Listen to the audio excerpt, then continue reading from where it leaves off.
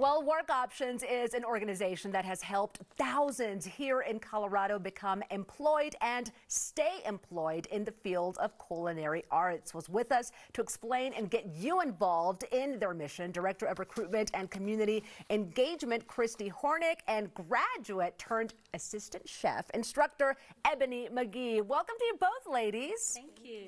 Well, first of all, congratulations on 25 years. That's got to feel good. It feels super. Thank you. Well, talk to us about how you have managed to do 25 years with so much success. Yes, first it starts with the students. Our students are willing to do anything and everything that's necessary to be successful.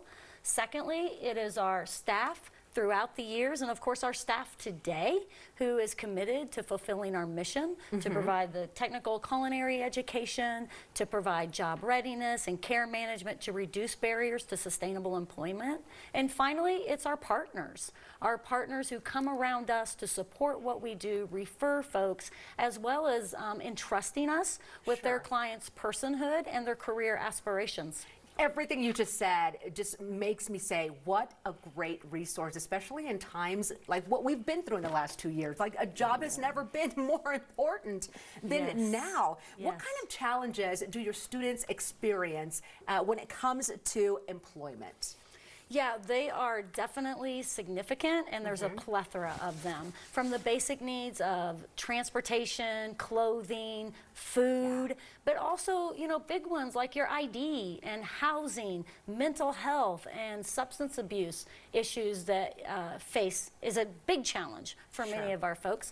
And then also, particularly folks coming out of incarceration, the collateral consequences of facing a successful reintegration because their record, or I like to say colorful background, follows them. So it's a huge and sometimes it looks insurmountable, but when they do succeed, and oftentimes, especially with our program, hopefully the rest of the community is celebrating them with us. Absolutely, and we need to celebrate something like that because, look, we all go through stuff in life, and to be able to come out on top through organizations like yours, that is incredible. Ebony, I'm so happy you're here with us today. I want to hear all about your story and what brought you to Work Options.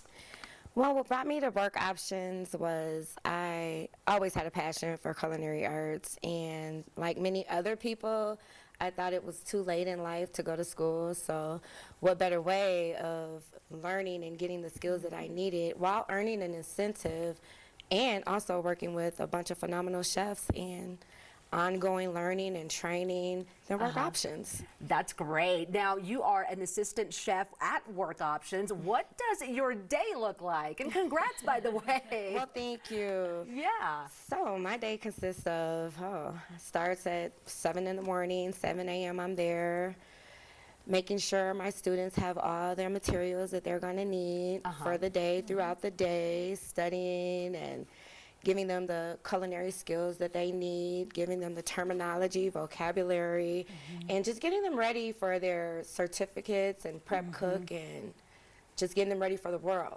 Absolutely, and it's got to feel so amazing to be able to be an inspiration for so many students that are making their way in this world. So how can we support this organization and the program, Work Options? Well, first, Claudia, thank you. This is a great opportunity to support us. Secondly, if viewers or listeners in some cases know of someone who is either unemployed or underemployed, then to refer them by calling 720-660-0159 and reach out, and we will be able to help them. And then the final way is, we like money. We're a nonprofit, and we need money to be sustainable. So we ask that folks consider donating to our website, through our website at www.workoptions.org. Got it. Now, we are coming out of a pandemic, and I'm sure so many people are still struggling as we move along. How has the pandemic changed things, not just for you, but also in the culinary industry? Yes, so for us, probably like most industries and most organizations, we had to strategically take a look at how are we going to navigate the ever-changing pandemic landscape. Right. So particularly for us, a third of our budget comes from culinary sales, right? So Okay. through cafe, or the cafes that we operate, Got it, food okay. that we sell, and obviously with folks staying more at home and not coming into our cafeterias, we had Yeah. to pivot. And with that, we partnered with the City and County of Denver, which was an absolute honor and privilege to be able to provide emergency meals to our food insecure neighbors. So with the hard work of our chefs and our students, we were able and have been able to prepare and deliver over 225,000 meals, emergency meals to the community. So that's one Amazing. way. The food service industry, you know, has had a great, as they call, reckoning.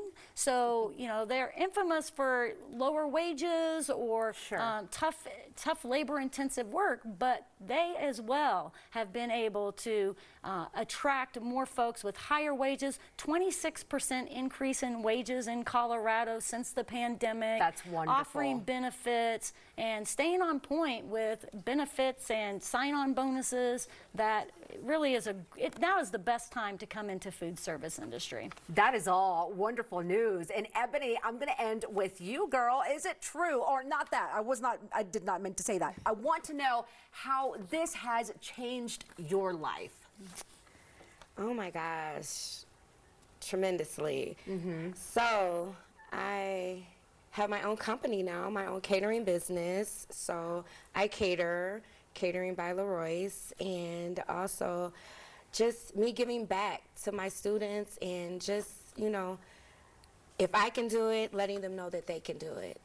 That's a great message. Well, keep cooking, and thank you so much, Christy, for bringing your message onto the show. Thank you both. Thank you. For having me. Absolutely. All right, here's some info for you. To learn more and support Work Options, give them a call or go online.